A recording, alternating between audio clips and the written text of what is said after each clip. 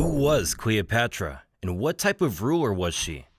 For nearly 3 decades, Cleopatra VII co-ruled ancient Egypt. First with her father, then with her 2 younger brothers, and last with her son. She belonged to a line of Macedonian kings established by Ptolemy, a general who fought alongside Alexander the Great in Egypt in 332 BC. Cleopatra was an intelligent woman who could speak several languages. She had 3 co-regencies and was the dominating leader in each.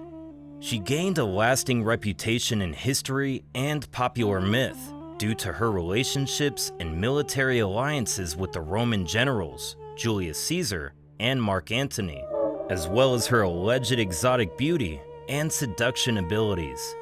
But does Cleopatra deserve her reputation as a seductress?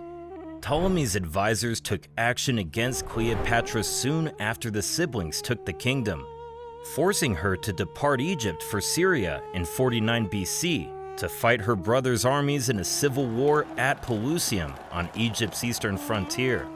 She gathered an army of hired assassins and returned the following year.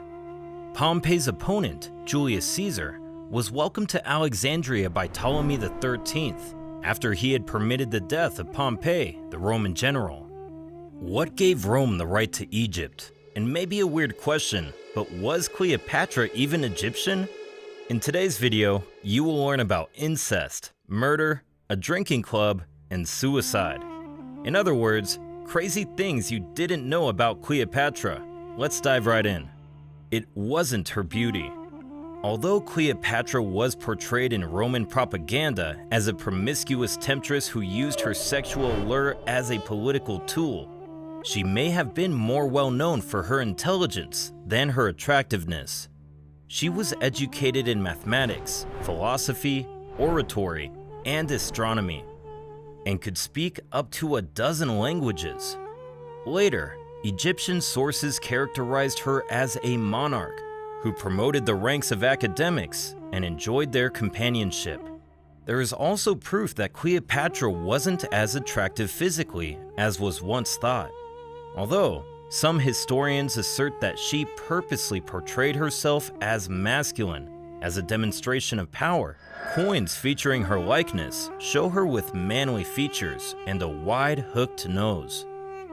Incest. To maintain the chastity of their bloodline, Ptolemaic dynasty members frequently wed other family members. Cleopatra's parents were likely brothers and sisters because more than a dozen of her forebears were married to cousins or siblings. Following this tradition, Cleopatra eventually wed both of her young brothers, whom each functioned as her ceremonial partner and co-regent at various points throughout her rule. Make sure to subscribe to History Flicks and dig up that bell icon so you won't miss any of our historical updates. Egyptian or not, although Cleopatra was born in Egypt, she was descended from Ptolemy I Soter, an Alexander the Great general, and Macedonian Greece. After Alexander's demise in 323 BC, Ptolemy took control of Egypt and began a nearly 3-century-long dynasty of Greek-speaking kings. Despite not being Egyptian of descent, Cleopatra adopted many of the country's traditional practices and was the first Ptolemaic ancestor to master the language. The entrance. To win over potential supporters and further her claim to be a living deity, Cleopatra frequently engaged in dexterous stagecraft. She had a reputation for being dramatic, as evidenced by the arrival of Julius Caesar in Alexandria in 48 BC, during her conflict with her brother Ptolemy XIII. Knowing that Ptolemy's troops would prevent her from meeting the Roman general, Cleopatra had herself wrapped in a carpet, some sources say a linen sack, and snuck into his private chambers. The young queen's appearance in royal regalia enthralled Caesar, and the two quickly grew close and fell in love. Later, when Cleopatra and Mark Antony met, she used a similar theatrical device. She is claimed to have traveled in a golden barge with purple sails and silver oars when summoned to Tarsus to see the Roman triumvir. Cleopatra was transformed into the goddess Aphrodite, and she sat beneath the gilded canopy with Cupid-themed servants fanning her and lighting fragrant incense. Antony was immediately mesmerized because he saw himself as the personification of the Greek god Dionysus. Drinking Club. In 41 BC, Cleopatra started her fabled romance with Roman general Mark Antony. They had a political component to their relationship. Antony required access to Egypt's wealth and resources, while Cleopatra needed Antony to safeguard her throne and preserve Egypt's independence. But they were also renowned for enjoying each other's company. They allegedly spent the winter of 41 to 40 BC in Egypt, living a life of luxury and excess, and even started their drinking club, called the Inimitable Livers. The organization held nightly feasts and wine binges, and occasionally its members participated in elaborate games and competitions. According to legend, Antony and Cleopatra enjoyed playing practical jokes on Alexandrians while disguising themselves and exploring the city's streets. Naval battle. Eventually, Cleopatra wed Mark Antony, with whom she had 3 children, but their connection also caused a huge controversy in Rome. They later deployed propaganda to depict Antony's adversary Octavian as a traitor controlled by a cunning seductress. As a result, the Roman Senate waged war on Cleopatra in 32 BC. The following year, a legendary naval battle at Actium marked the conflict's culmination. Several hundred Egyptian warships were personally escorted into battle by Cleopatra, alongside Antony's fleet, but they were no match for Octavian's navy. Cleopatra and Antony were forced to cut through the Roman line and retreat to Egypt after the fight quickly turned into a rout. A very expensive film. Claudette Colbert and Sophia Loren have both played the Queen of the Nile in films, but Elizabeth Taylor is most well known for portraying her in the 1963 sword and sandal epic Cleopatra. The movie's budget finally increased from $2 million to $44 million due to writing and production troubles, including almost $200,000 just for Taylor's clothes.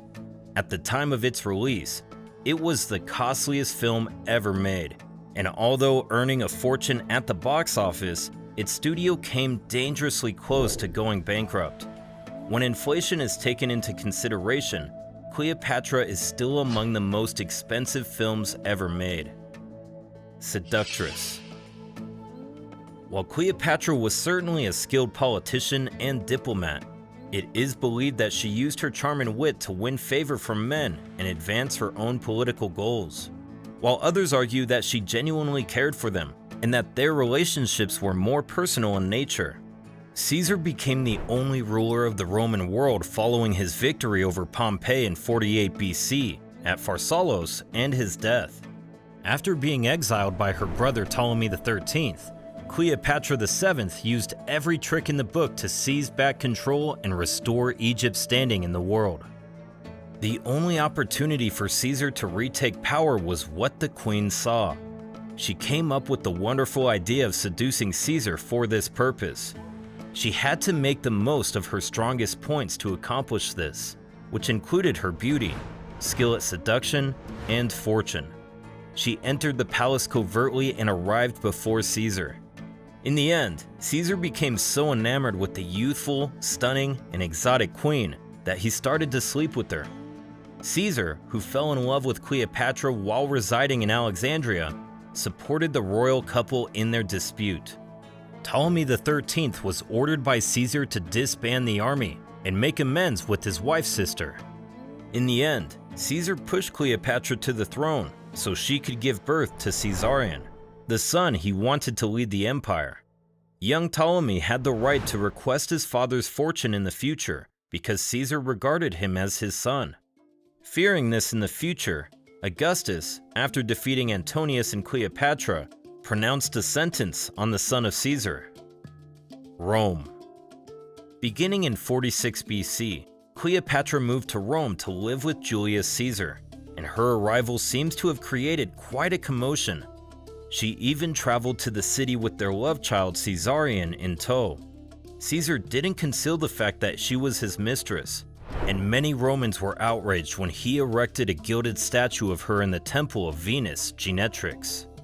After Caesar was fatally murdered in the Roman Senate in 44 BC, Cleopatra was compelled to leave Rome, but not before leaving her mark on the city.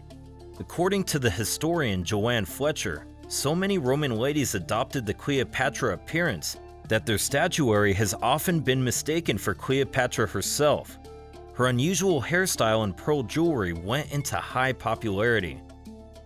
Sister to die for? The Ptolemaic practice of family marriage included power grabs and assassination schemes, and Cleopatra and her siblings were no exception. After she attempted to assume sole control of the throne, her first sibling husband, Ptolemy XIII, expelled her from Egypt. The two eventually engaged in a civil war. By collaborating with Julius Caesar, Cleopatra recovered the upper hand, and Ptolemy drowned on the Nile River after losing the battle. After the war, Cleopatra remarried her younger brother, Ptolemy XIV, although it's thought that she killed him to co-rule with her son. She also planned Arsinoe's execution in 41 BC because she saw her sister as a potential heir to the throne. In 30 BC, Rome gains the right to Egypt. How did the Romans do it? After the death of Cleopatra VII in 30 BC, which marked the end of the Ptolemaic dynasty that had ruled Egypt since the passing of Alexander the Great in 323 BC. The opulent territories of Egypt came into the possession of Rome. Gaius Julius Caesar was assassinated in 44 BC, which left the Roman Republic in disarray.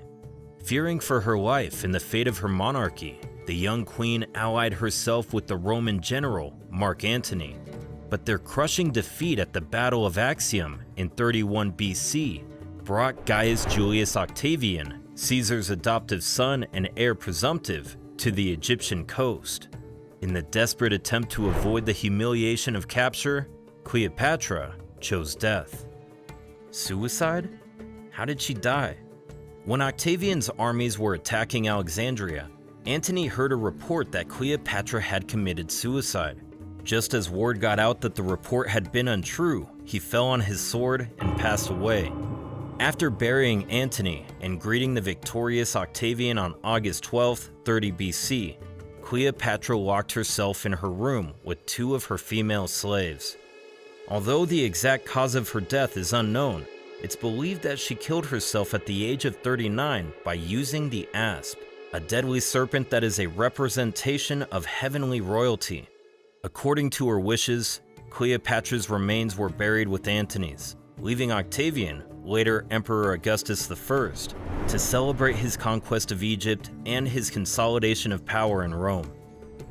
If you like this, subscribe to History Flicks and explore more history and mystery with us. Thank you for watching, and don't forget to let us know what you would like to see and what you think about this video in the comments section. Check out our other videos on History Flicks. I'll see you in the next one. Until then, goodbye.